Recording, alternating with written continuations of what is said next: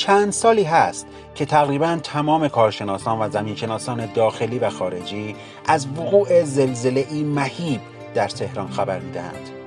صرف نظر از اینکه چه ویرانی و تخریبی رو میتونه به بزرگترین کلان شهر ایران وارد بکنه، قصد داریم به لحظات ابتدایی پس از این فاجعه ترسناک و البته اجتناب ناپذیر که هر لحظه ممکن اتفاق بیفته بندازیم. مطمئنم در پایان ویدئو آرزو خواهید کرد جزو زنده ماندگان این فاجعه بزرگ نباشید. لطفاً تا انتهای ویدئو ما را همراهی کنید و ما را سابسکرایب کنید.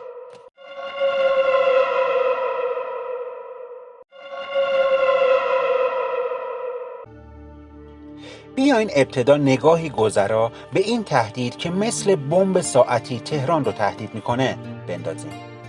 تهران بر روی گسل‌های مشا به طول 400 کیلومتر، گسل کرج به طول 58 کیلومتر و همچنین گسل‌های کهریزک، گسل جنوب ری و گسل لوسانات قرار گرفته.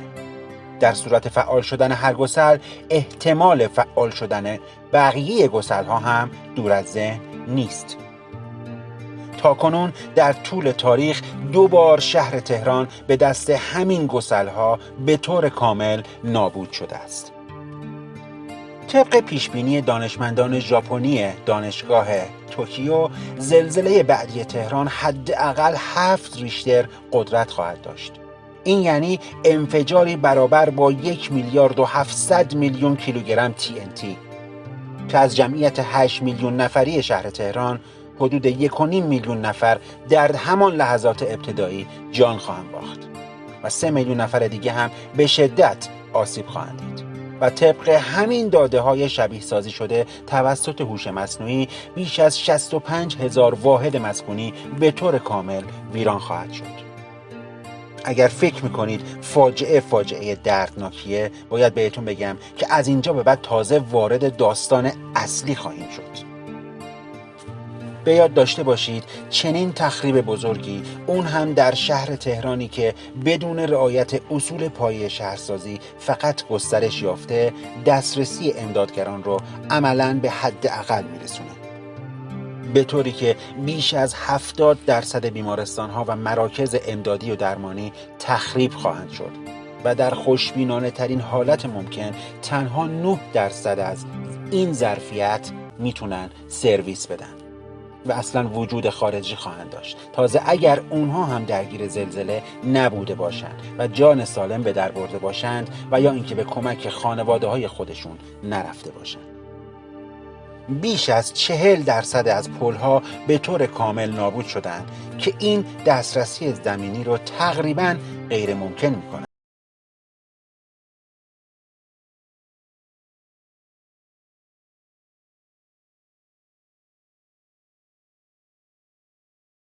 خواهد شد. اما معضل بعدی آتش گرفتن 400,000 علامک گاز شهری در لحظات ابتدایی حادثه است که این خود باعث ایجاد دود عظیم و ایجاد خفگی برای کسانی که روی آوار هستند و قصد امداد رسانی دارند خواهد شد، مخصوصاً اگر در ساعتی باشه که با قطع برق هوا هم تاریک شده باشه. حالا تمامی این تصاویر آخرالزمانی رو که براتون شرح دادم از تهران رو با یک صحنه وحشتناک دیگه تکمیل میکنم.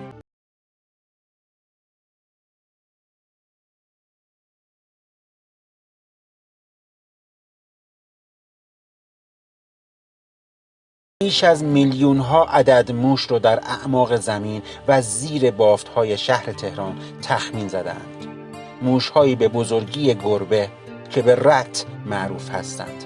حالا سوال من اینه: آیا افرادی که با خوششانسی فراوان در زیر آوار زنده مانده اند، آیا شانس رهایی از دست این موش‌های زنده‌خوار رو هم دارند؟ کار دیگه از ترساندن و ایجاد وحشت گذشته دوستان عزیز. متاسفانه علیرغم تمامی این هشدارها، حتی کوچکترین تغییری نه تنها در بافت فرسوده شهری صورت نگرفته و اینکه دیگه بقیه اکنون برای هر اقدام پیشگیرانه‌ای کاملا دیر شده و ظاهراً باید بنشینیم و با چشمان خودمون